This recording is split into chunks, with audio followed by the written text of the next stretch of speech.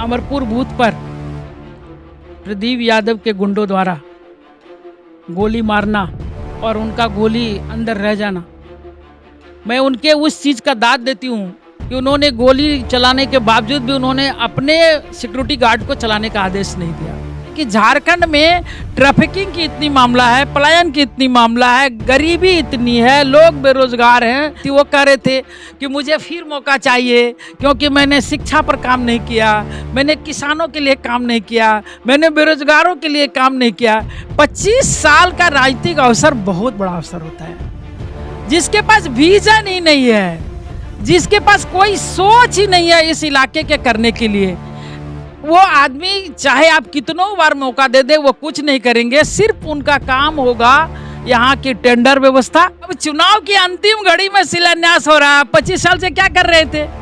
नमस्कार, मैं दीपक कुमार और आप देख रहे हैं द न्यूज झारखंड बिहार। इसमें मौजूद हैं हम पोड़ैया हाट में मानस परिवर्तन जो पूर्व विधायक स्वर्गीय प्रशांत मंडल जी का आवास स्थल है। हमारे साथ मौजूद है उनकी धर्मपत्नी ममता कुमारी, जो वर्तमान में राष्ट्रीय महिला आयोग की सदस्य है। प्रशांत जी जो 3 बार पोड़ैया हाट के जनप्रतिनिधित्व कर चुके, यहाँ के विधानसभा का कई जन समस्याओं पे उनकी अपनी एक राय थी, एक सोच थी, कई चिंताएं थी, अब वो नहीं है।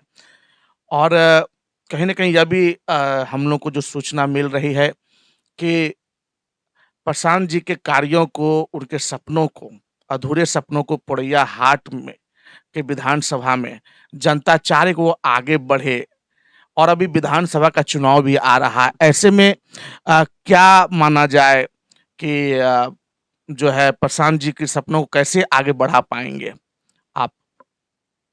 एक बात करना चाहेंगे दीपक भाई, आज मेरे पतिदेव नहीं है प्रशांत जी, लेकिन उनके साथ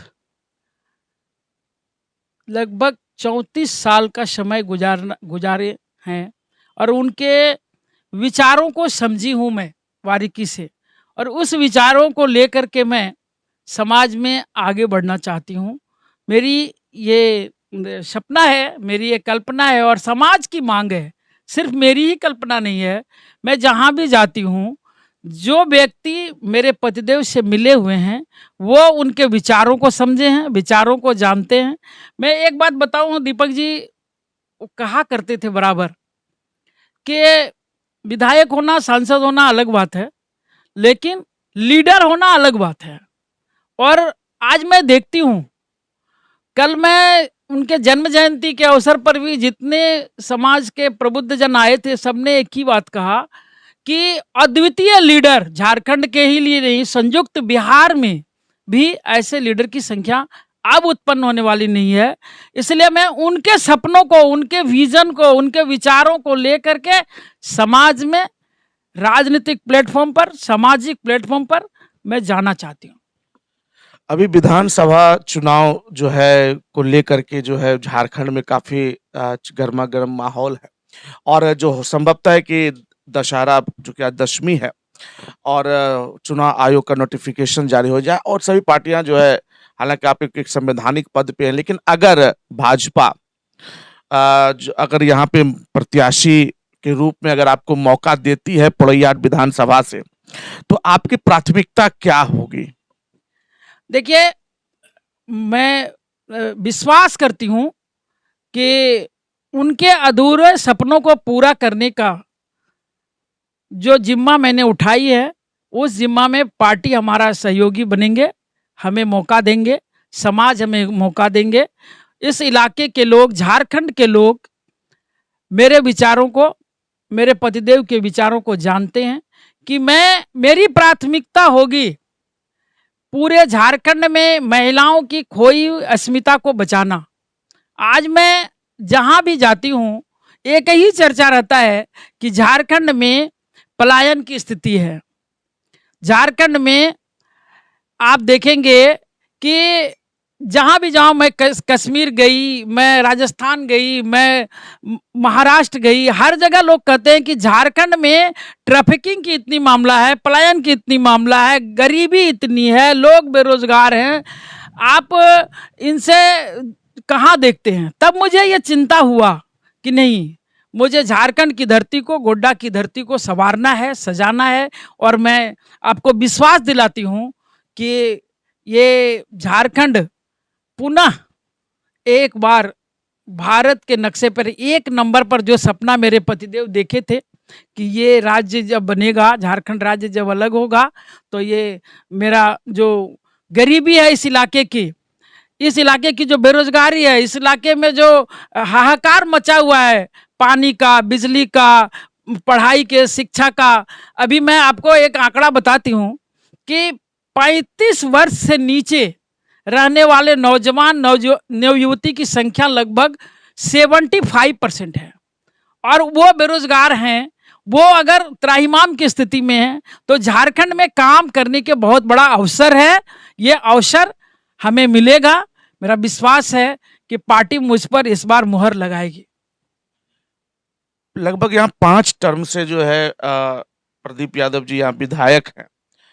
25 सालों में आप पोड़ैयाहाट में क्या देख पाते, कितना विकास हुआ या नहीं हुआ, और कितना विकास होना चाहिए था? प्रदीप जी 25 साल से यहाँ विधायक हैं। विधायक कैसे हैं, क्या है, उस विषय पर मैं नहीं जानना चाहूंगी, लेकिन मैं आपको ये कहना चाहती हूँ कि 25 साल के जीवन काल में मैं एक दिन बहुत देख के बड़ा आश्चर्य कर रही थी। वो कह रहे थे कि मुझे फिर मौका चाहिए, क्योंकि मैंने शिक्षा पर काम नहीं किया, मैंने किसानों के लिए काम नहीं किया, मैंने बेरोजगारों के लिए काम नहीं किया। 25 साल का राजनीतिक अवसर बहुत बड़ा अवसर होता है।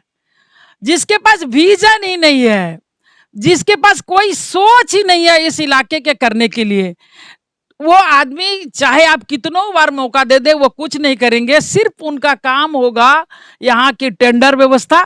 अभी मैं देख रही हूँ कि बक्सरा में हो और जगह हो, सब जगह क्या हो रहा है कि शिलान्यास हो रहा है। अब चुनाव की अंतिम घड़ी में शिलान्यास हो रहा है। 25 साल से क्या कर रहे थे?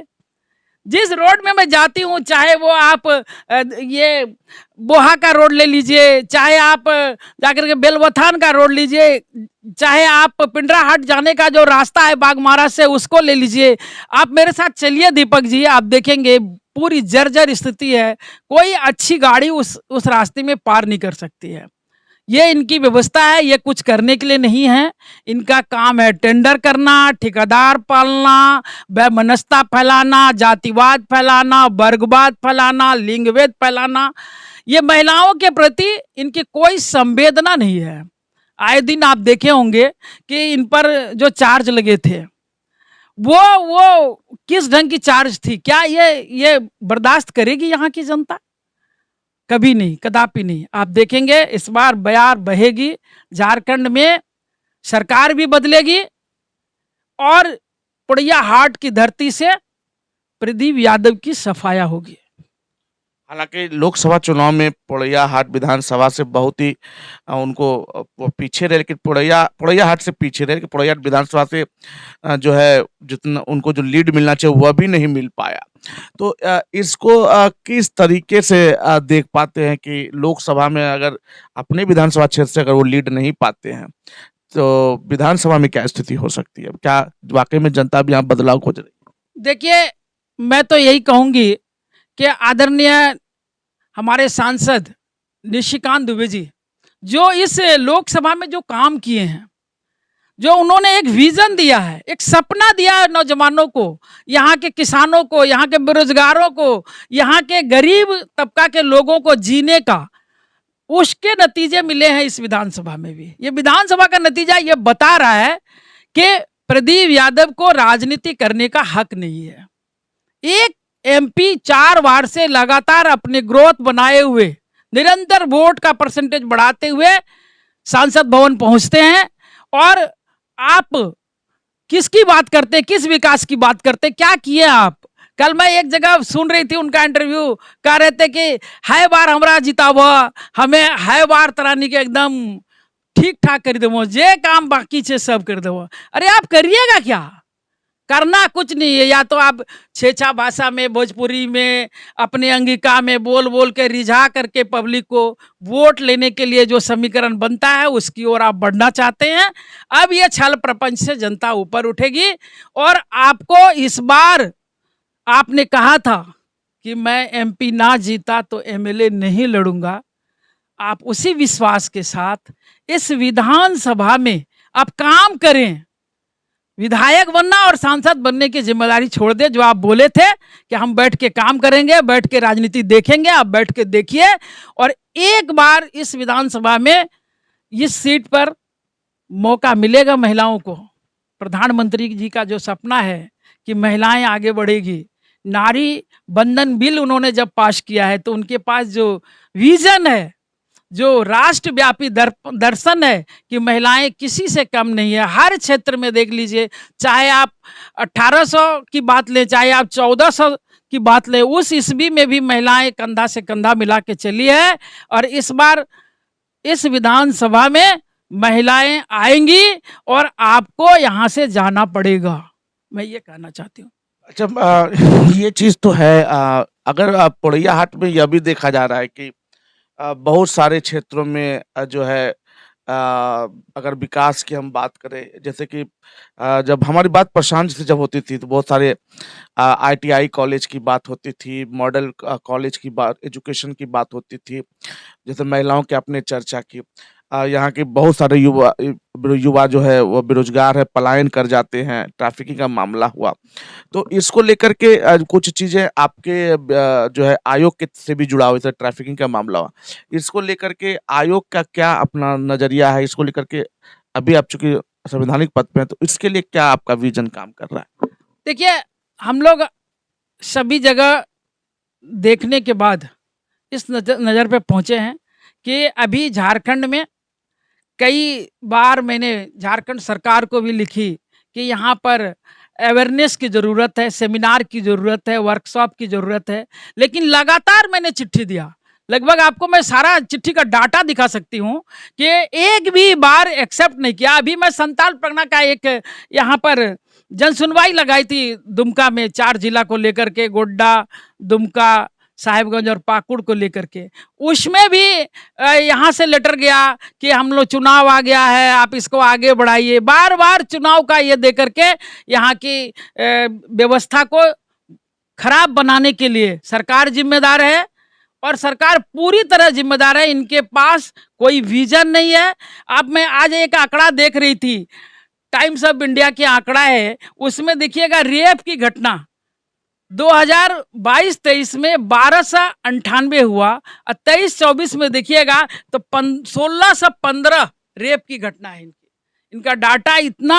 और भी आप किसी क्षेत्र में जाइए, मर्डर के क्षेत्र में जाइए, चाहे आप पलायन के क्षेत्र में जाइए, चाहे बेरोजगारी के क्षेत्र, अभी तक ये 1100 साढ़े 1100 लोगों को मात्र रोजगार दे पाए हैं, नौकरी दे पाए हैं, जबकि 5 लाख नौकरी प्रत्येक वर्ष देने की इन्होंने बात की है।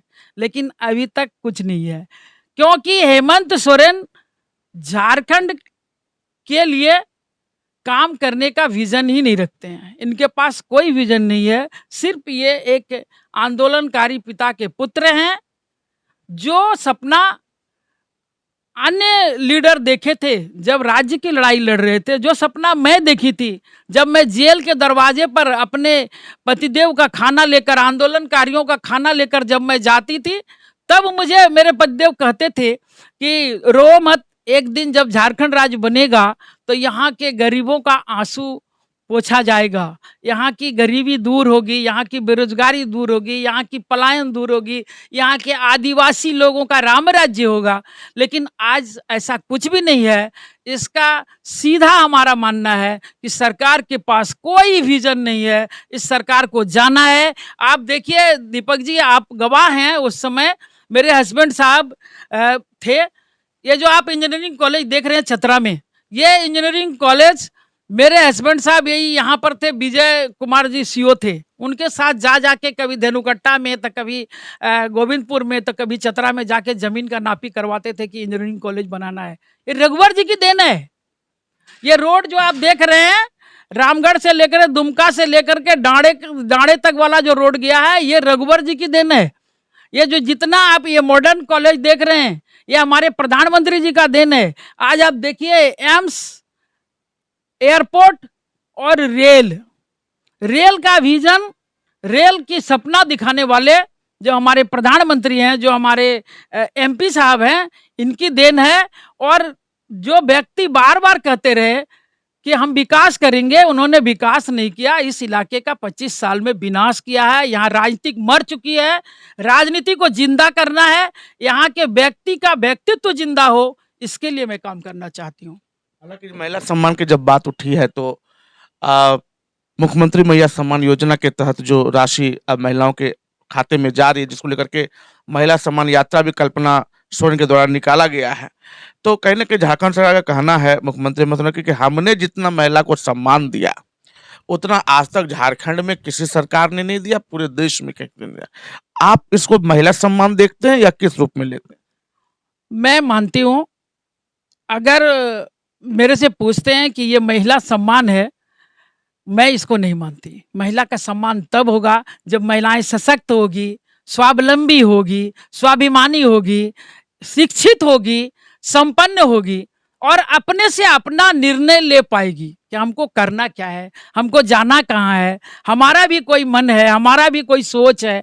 उनकी सोच के साथ उनको आगे बढ़ाने का सपना देखिए, तब मैं मानूंगी कि आप महिलाओं का सम्मान देना चाहते हैं। और ऐसे चीजों को मैं सम्मान नहीं मानती। हमारे प्रधानमंत्री जी अनेकानेक योजना आप देखेंगे, इसके पहले ही ला चुके हैं देश भर में महिलाओं को आगे बढ़ाने के लिए। ये आप आनन फानन में वोट बटोरने की राजनीति करने की कोशिश ना करें, भूल भुलैया में फंसाने की कोशिश ना करें। ये भूल भुलैया है। और मैं पूरे झारखंड की आम जनता से अपील करती हूं कि ऐसे भूल भुलैया में नहीं पड़ना है। हम लोगों को सरकार के गलत नीतियों का बराबर विरोध करना है। किसान जी का अकस्मात यूं चले जाना, हालांकि उनका स्वास्थ्य भी अच्छा नहीं था, चूंकि जो घटना घटी थी उनके साथ, कहीं ना कहीं लगता है कि वो घटना कहीं ना कहीं एक बहुत बड़ा फैक्टर रही, अकस्मात उनका यूं चले जाना। आप उसको किस रूप में देख पाते हैं? देखिए, ऐसे तो उनको जो अमरपुर बूथ पर प्रदीप यादव के गुंडों द्वारा गोली मारना और उनका गोली अंदर रह जाना, मैं उनके उस चीज का दाद देती हूँ कि उन्होंने गोली चलाने के बावजूद भी उन्होंने अपने सिक्योरिटी गार्ड को चलाने का आदेश नहीं दिया। और जब मैं बाद में पूछी तो उन्होंने कहा कि ये भोली वाली जनता ये बहकावे में आकर ऐसा किया है।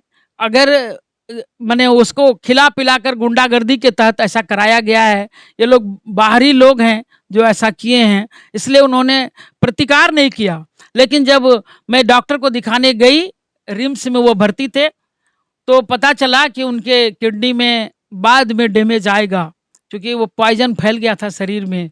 और उसी के कारण 2003 में उनका किडनी खराब हुआ। उनका जीवन था, वो मीट मछली भी नहीं खाते थे, चाय भी नहीं पीते थे, और नशा तो कोई था ही नहीं, दूर दूर तक मेरे परिवार में भी नहीं था।